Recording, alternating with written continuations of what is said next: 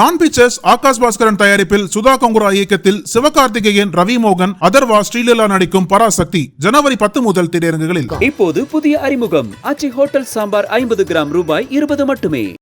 லட்சக்கணக்கான குடும்பங்கள், கோடிக்கணக்கான கனவுகள். தமிழ்நாடு அரசு ஒவ்வொரு குடும்பத்திடமும் கேட்கின்றது, உங்க கனவை சொல்லுங்க. நமக்கு வயதாகும் போது ஒரு சாதாரணமான எந்த விதமான லிவர் ப்ராப்ளமும் இல்லாத ஒரு நபருக்கு கூட ஒரு சிறிது அளவில் இந்த கொழுப்பு லிவர் சதைக்குள்ளார இன்ஃபில்ட்ரேட் ஆகி இருக்கிறத நாங்கள் பார்க்குறோம். ஃபேட்டி லிவர்னு உடனேயே நாங்கள் அவங்ககிட்ட சொல்கிறது, இது 2 பேர்த்துக்கு தான் ரொம்ப காரணமாக அதிகமான அளவில் காணப்படுது. ஒன்று சுகருன்னு சொல்லுவோம், diabetes, cholesterol, high blood pressure, obesity, over weight, இதெல்லாம் பல காரணங்கள்.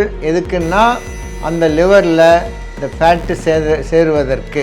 அவர் வருமானம் வேறு ஒன்றும் வேலையே கிடையாது, காசை எண்ணி போடுறது தான் ஒரு வேலையாக இருக்கும். அப்பப்போ நடுநொல்ல எதையாவது சாப்பிட்டுட்டு உட்காந்துருப்பார்.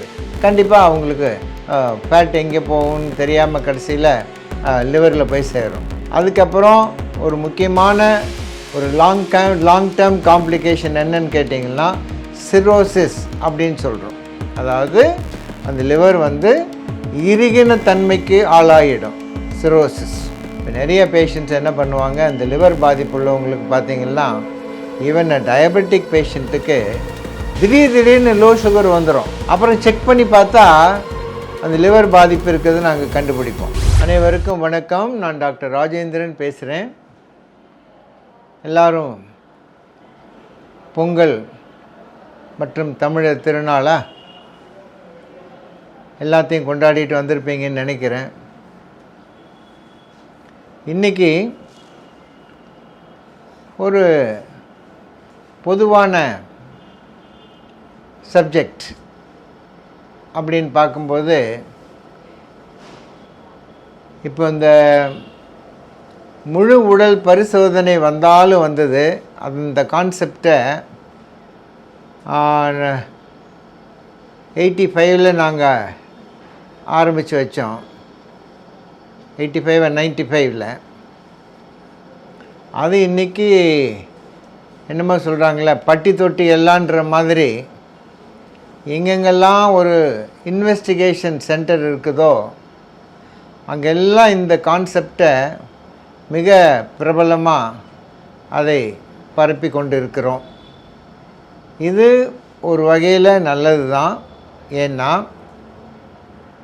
ஒரு நோயை மிக சிறந்த பாதுகாப்பான முறையில் குணமாக்குவது எப்படின்னு என்ன கேட்டிங்கன்னா, நான் ஒரே வார்த்தையில் தான் சொல்லுவேன், அந்த நோய் வராமல் தடுத்தால் தான் முடியும்.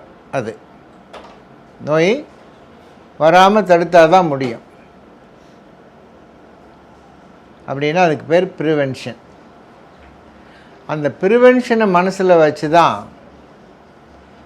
இந்த முழு உடல் பரிசோதனை திட்டம் அரசாங்க மருத்துவமனைகள்லேயும் சரி, ப்ரைவேட் ஹாஸ்பிட்டல்ஸ், எங்கெங்கெல்லாம் லெபார்ட்டரி சர்வீசஸ் இருக்கோ அங்கே எல்லாமே நம்ம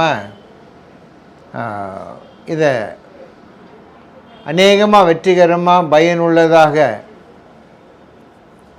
மாற்றிக்கொண்டு வருகிறோம். அப்படி ஒரு முழு உடல் பரிசோதனைக்கு ஒரு நபரை நாங்கள் உட்படுத்தும் போது மிக அதிகமான அளவில் அவங்க கவனத்தை ஈர்ப்பது என்னன்னு கேட்டிங்கன்னா, ஒன்று, எந்த விதமான அறிகுறியும் இல்லாமல் அமைதியாக இருக்கிற பித்தப்பையிலையோ கிட்னிலேயோ இருக்கிற கல், கால் பிளாடர் ஸ்டோன் இல்லைன்னா கிட்னி ஸ்டோன். இந்த ரெண்டும் பார்க்கும்போது எனக்கு ஒன்றுமே தெரியாது டாக்டர், அது எதோ ஒன்றும் பண்ணலையே அப்படின்னு வர்றவங்க, கல், சைலண்ட்டாக உட்காந்துட்ருக்கிற கல். இல்லை, இன்னொன்று முக்கியமான இது என்னன்னு கேட்டிங்கன்னா, இந்த வயிற்று பகுதிக்கு இந்த அல்ட்ராசவுண்ட் ஸ்கேன் அப்படி எடுக்கும்போது அதில் அடிக்கடி குறிப்பிட்டு இருக்கிற இன்னொரு ஒரு விழிப்புணர்வு. அது என்னன்னு கேட்டிங்கன்னா ஃபேட்டி லிவர். இதை பார்த்த உடனே நிறைய பேஷண்ட்ஸ் அப்படியே தலையில் இடி விழுந்த மாதிரி அப்படியே மனசில் ரொம்ப கவலையோட ஃபேட்டி லிவர்னு கொடுத்துருக்கு டாக்டர், எனக்கு பயமாக இருக்கே அப்படின்னு வர்றவங்க இன்றைக்கி அதிகம். ஸோ அந்த வகையில் இந்த முழு உடல் பரிசோதனை ஒரு மக்களிடத்தில் ஒரு பெரிய விழிப்புணர்வை கொண்டு வந்திருக்கு. அவங்களுக்கு கொலஸ்ட்ரால் இருக்கலாம், ஓவர் வெயிட்டாக இருக்கலாம், சுகர் இருக்கலாம், இல்லை சைலண்ட்டாக ஹார்ட் ப்ராப்ளம் இருக்கலாம், இல்லை லங்ஸில் இன்ஃபெக்ஷன் இருக்கலாம், இல்லை சினைப்பையில் ஓவரீஸில் நீர்க்கட்டுகள் இருக்கலாம், இல்லை யூட்ரஸில் கர்ப்பப்பையில் கொழுப்பு கட்டிகள் ஃபைப்ராய்டு இருக்கலாம், இல்லை பிரெஸ்ட்டில் மேமோகிராம் பண்ணும்போது ஒரு கொழுப்பு கட்டிகள் இல்லைன்னா ஃபைப்ரோடினோமா அப்படின்னு சொல்லி இருக்கலாம். அப்படி நிறைய ஒரு காமன் அப்சர்வேஷன்ஸில் நம்ம பார்க்கும்போதும் இந்த ஃபேட்டி லிவர் என்ற ஒரு வார்த்தை ரொம்பவே ஒரு கேட்சி வேர்டாக மக்கள் மத்தியில் இன்றைக்கி பதிஞ்சிருச்சு. இன்றைக்கி அதை பற்றி கொஞ்சம் தெளிவாக நான் பேசலான்னு இருக்கேன். ஃபேட்டி லிவர், அதுலேயே அதனுடைய அர்த்தம் இருக்குது. என்னென்னா லிவருக்குள்ளே அந்த ஃபேட்டு இன்ஃபில்ட்ரேஷன் ஆகியிருக்கிறது. அதான் ஃபேட்டி இன்ஃபில்ட்ரேஷன் அப்படின்னு சொல்லலாம். இது நமக்கு வயதாகும்போது ஒரு சாதாரணமான எந்த விதமான லிவர் ப்ராப்ளமும் இல்லாத ஒரு நபருக்கு கூட ஒரு சிறிது அளவில் இந்த கொழுப்பு லிவர் சதைக்குள்ளற இன்ஃபில்ட்ரேட் ஆகி இருக்கிறத நாங்கள் பார்க்குறோம்.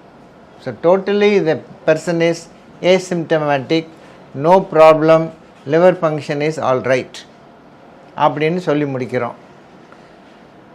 ஆனால் அந்த ஃபேட்டி லிவர்னு வந்தோடனேயே இது டாக்டருடைய பார்வையில் அந்த நோயாளியை எச்சரித்து அவருடைய தீய பழக்க வழக்கங்களிலிருந்து அவரை மீட்கவும் அந்த பழக்கத்தை விட்டு ஒழிப்பதற்கு ஒரு காரணமாக சொல்லவும் எங்களுக்கு அது உதவியாக இருக்குது. எப்படின்னா ஃபேட்டி லிவரின் உடனேயே நாங்கள் அவங்ககிட்ட சொல்கிறது, இது 2 பேர்த்துக்கு தான் ரொம்ப காரணமாக அதிகமான அளவில் காணப்படுது. ஒன்று சுகருன்னு சொல்லுவோம். உடனே அவர் குதிச்சுட்டு எனக்கு சுகரெல்லாம் கிடையாதுன்னுவார். அப்படின்னா இன்னொன்றுப்பா, அது என்னன்னு கேட்டிங்கன்னா அவர் இதை அதுன்னு சொல்லுவார். ஆனால் ஒன்றை மட்டும் சொல்லவே மாட்டார். என்னன்னு கேட்டால் குடிப்பழக்கம். So alcohol is the number 1 cause for fatty liver இன்றைக்கி காலகட்டத்தில். ஏன்னா இன்றைக்கி குடிப்பழக்கம் மிதமிஞ்சி இருக்குது ஊரில். அதுக்கு யாரெல்லாம் அடிமையாக இருக்காங்கன்னு பார்க்கும்போது ரொம்ப கவலை தரக்கூடிய நிலைமையில் இருக்கிறான். இளைஞர் பட்டாளமாக கேட்கவே வேண்டாம். கொஞ்சம் வயதானவங்களா ஃபேமிலி ஸ்ட்ரெஸ்ஸுன்னு போகிறாங்க. இன்னும் வயதானவங்களா பழகி போச்சு டாக்டர், விட முடியல. இப்படி அவங்கவுங்களுக்கு ஏற்றபடி காரணங்களை சொல்லி அந்த பழக்கத்திலேருந்து விட முடியாமல் இருக்கிறவங்களுக்கு இந்த லிவரில் ஃபேட்டு சேர்ந்து போச்சுங்க. இனிமேல் நீங்கள் குடிப்பழக்கம் ஆச்சுன்னா அந்த லிவர் என்ன பண்ணுமோ தெரியாது உங்களை அப்படி சொல்லி அவங்கள அந்த குடிப்பழக்கத்திலேருந்து ஓரளவுக்கு எங்களால் அந்த பழக்கத்தை குறைக்கவோ இல்லை முற்றிலுமாக விட்டு ஒழிப்பதிலையோ நாங்கள் வெற்றி கண்டு வருகிறோம் என்பது தான் உண்மை. 2வது sugar. Diabetes, cholesterol, high blood pressure, obesity, over weight, இதெல்லாம் பல காரணங்கள். எதுக்குன்னா அந்த லிவரில் இந்த ஃபேட்டு சேருவதற்கு, இந்த கொழுப்பு அதில் போய் அடைவதற்கு இதெல்லாம் மற்ற காரணங்கள். ஒரு செடென்டரி லைஃப், சும்மா சோம்பேறித்தனமாக காலையிலேருந்து சாயந்தரம் வரைக்கும் கல்லாலேயே உட்காந்துட்டு இருப்பார் ஒருத்தர். அவர் வருமானம் வேறு ஒன்றும் வேலையே கிடையாது, காசை எண்ணி போடுறது தான் ஒரு வேலையாக இருக்கும். அப்பப்போ நடுநடுவில் எதையாவது சாப்பிட்டுட்டு உட்காந்துருப்பார். கண்டிப்பாக அவங்களுக்கு ஃபேட் எங்கே போகும்னு தெரியாமல் கடைசியில் லிவரில் போய் சேரும்.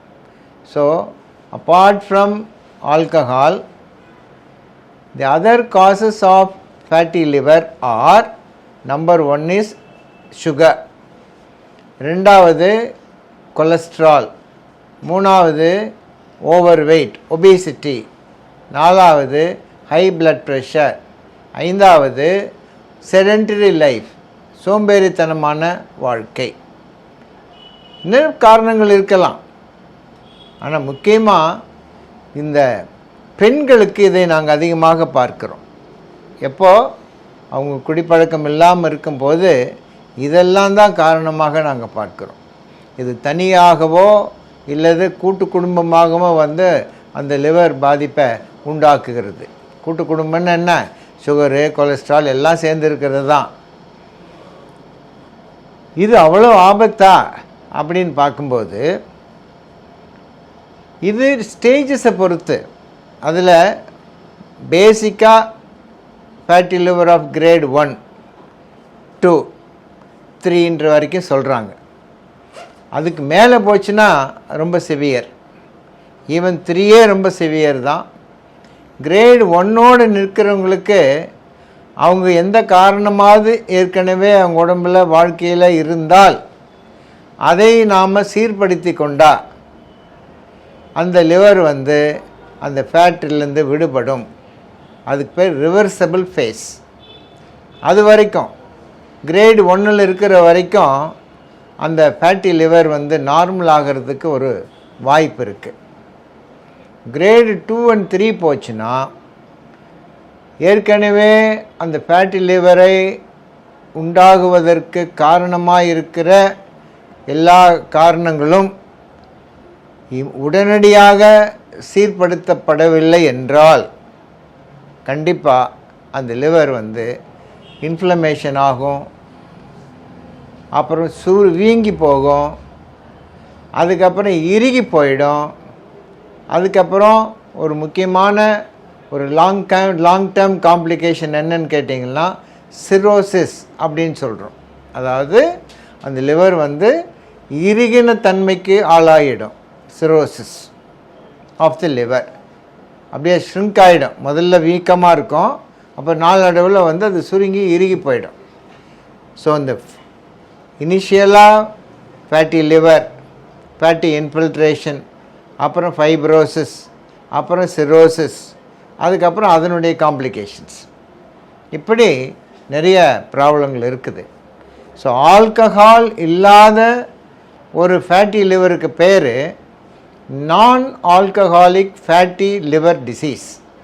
நான் alcoholic fatty liver disease, NAFLD. இல்லைன்னா அதுக்கு இன்னொரு பேர் இருக்குது, நான் ஆல்கஹாலிக் ஸ்டேட்டோஹெப்படைட்டிஸ்.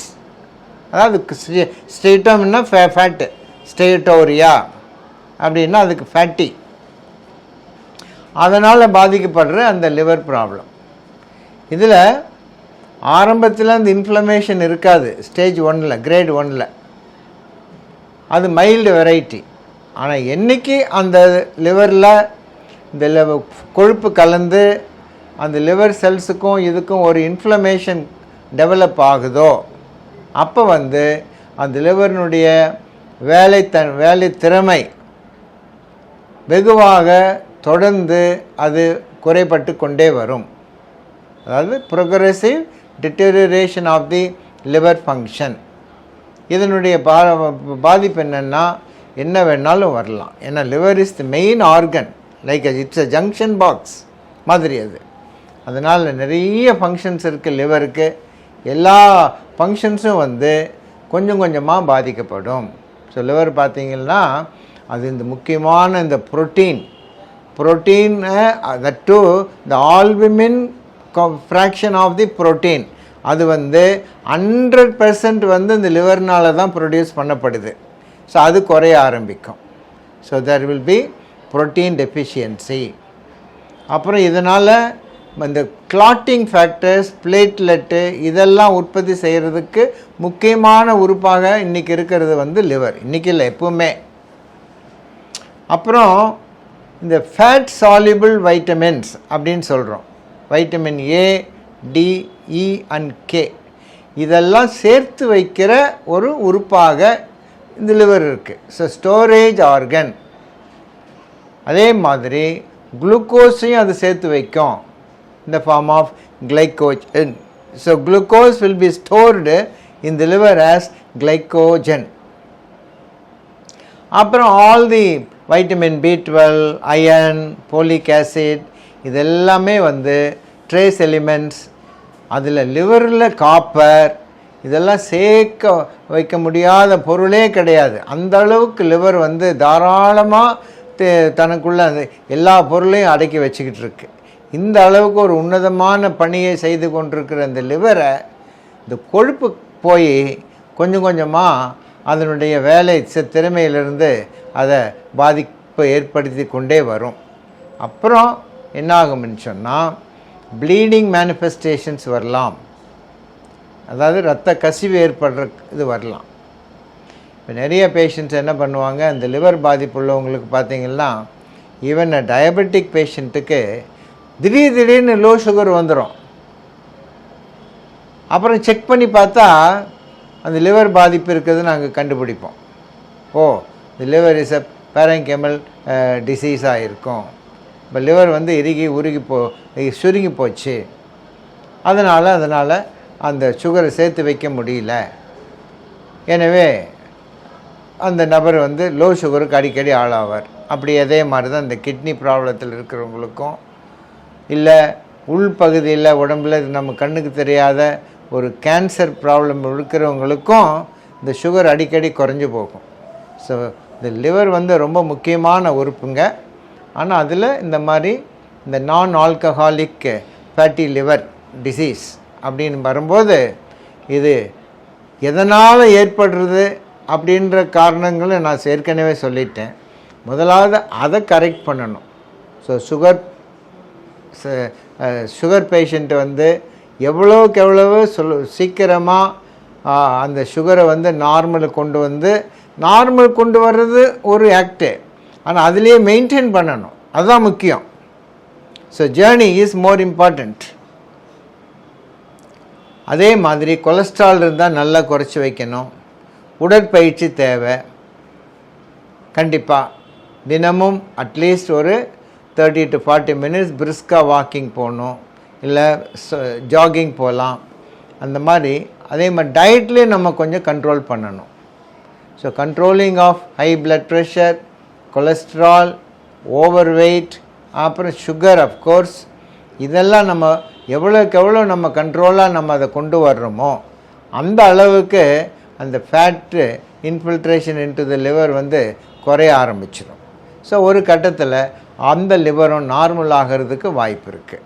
ஸோ ஃபேட்டி லிவர் வந்து ஆல்கஹால்னால் வர்றது எவ்வளவு மோசமோ அதே மாதிரி தான் இந்த நான் ஆல்கஹால் கண்டிஷன்ஸ்லேயும் வர்றது லிவரும் டேமேஜும் ஈக்குவலாக இருக்குது. எனவே நான் தான் குடிக்கிறது இல்லையே, எனக்கு எப்படி லிவர் பாதிப்பு வரும் என்ற கவனக்குறைவோடு நம்ம இருக்கக்கூடாது. அதற்காகவே தான் இந்த அல்ட்ராசவுண்ட் ஸ்கேன், ஃபைப்ரோ ஸ்கேன் அப்படின்னு சொல்லி இப்போது புதுசாக ஒரு பரிசோதனை இருக்குது, அதை பண்ணிக்கலாம். அப்படியும் ரொம்ப கஷ்டமாக இருந்தால் நம்ம லிவர் பயாப்சி கூட பண்ணலாம், எந்த அளவுக்கு லிவர் டேமேஜ் ஆகிருக்கு இல்லைன்ற தெரிஞ்சுக்கணுன்னா. பட் அதெல்லாம் இப்போது ரொம்ப காமனாக பண்ணுறதில்ல லிவர் பயாப்சி எல்லாம். இந்த fibro scan R ultrasound scan, MRI scan, sometimes even CT scan, இதுவே போதும். அப்புறம் ரத்தத்தில் லிவர் ஃபங்க்ஷனுடைய டெஸ்ட் எல்லாமே பண்ணிக்கலாம். இதெல்லாம் பண்ணுறது மாத்திரமல்ல, எல்லாம் நான் ஏற்கனவே சொன்னபடி எந்தெந்த காரணங்களினால லிவர் ஃபேட்டி லிவர் ஆகுதோ அதெல்லாம் நம்ம எவ்வளோ சேஃபாக ஸ்மூத்தாக நார்மலுக்கு கொண்டு வர்றது தான் ஒரு சிறந்த ஆலோசனையாக நான் கருதுகிறேன். எனவே அதுக்குன்னு தனியாக வைத்தியம் கிடையாது ப்ளீஸ். அதனுடைய காம்ப்ளிகேஷன்ஸ் வரும்போது நம்மளால் நோயாளினால் தாங்க முடியாது. எனவே தான் இதை நாங்கள் ஒரு ஆலோசனையாகவும் ஒரு எச்சரிக்கையாகவும் நாங்கள் சொல்கிறோம். ஸோ வருஷத்துக்கு ஒரு முறையாவது நம்ம லிவர், நம்ம உடம்பினுடைய ஹெல்த் எப்படி இருக்குன்னு ஒரு ஜென்ரல் பாடி செக்கப் பண்ணிக்கலாம். அதில் கண்டிப்பாக அந்த அல்ட்ராசவுண்ட் பண்ணிக்கலாம். ஏன்னா சில சமயத்தில் என்ன ஆகுதுன்னா இந்த லேப் பீப்புள் என்ன பண்ணுறாங்க, வெறும் பிளட் டெஸ்ட் மட்டும் பண்ணி ஒரு பெரிய கத்தையாக ஒரு 20-25 பக்கத்துக்கு யாருமே படிக்க முடியாத அளவுக்கு ஒரு நோட்புக் போட்டு கொடுத்துட்றாங்க. இது எந்த அளவுக்கு நியாயம்னு தெரியல. எனவே முதல்ல நீங்கள் ரெகுலராக பார்க்குற மருத்துவரை பாருங்கள். அவங்க என்ன சொல்கிறாங்களோ அதன்படி செய்யுங்க. அவங்க எந்த டெஸ்ட் சொல்கிறாங்களோ அதை பண்ணுங்கள். அப்போ தான் நம்மளுடைய வியாதியை ப்ராப்பராக ஐடென்டிஃபை பண்ணி நம்ம ஹெல்த்தியாக வாழ முடியும். எனவே ஃபேட்டி லிவர்ன்றதை பற்றி பயந்துக்க வேண்டாம். ஆனால் அது ஒரு எச்சரிக்கையாக நம்ம எடுத்து அதனுடைய நெக்ஸ்ட் லெவல் போகாமல் நம்ம அதை தடுத்து ஆரோக்கியமான லிவருக்கு நம்ம கொண்டு வர்றதுக்கு 100க்கு 100 முடியும். அது எப்போ? வியாதி முத்தி போகிறதுக்கு முன்னாடி. ஒன்ஸ் அந்த லிவர் தன்னுடைய சுயத்தன்மையை ஒரு நேச்சுரல் ஸ்ட்ரக்சரை அது இழந்துருதோ இன்ஃப்ளமேஷன்னால், அப்போ அதுலேருந்து லிவர் திருப்பியும் நார்மல் ஆகிறது ரொம்ப கஷ்டம். எனவே இதை நாம் கருத்தில் கொண்டு இந்த ஃபேட்டி லிவருன்றதை லைட்டாக எடுத்துக்காமல் ஒரு அல்ட்ராசவுண்டில் ஒரு ஃபேட்டி லிவர்னு கொடுத்துட்டா அதுக்கான எல்லா விதமான சிகிச்சையும் மற்ற மருந்து செலவுகளும் மற்ற பரிசோதனைகளும் செய்து உங்கள் டாக்டருடைய மருத்துவருடைய அனுமதியின் ஆலோசனையின்படி உங்கள் உடல் நலத்தை நீங்கள் பேணிக் கொள்வீர்களானால் கண்டிப்பாக ஆரோக்கியமான வாழ்க்கையை வாழலாம் என்று சொல்லி நன்றியோடு விடைபெறுகிறேன். வணக்கம்.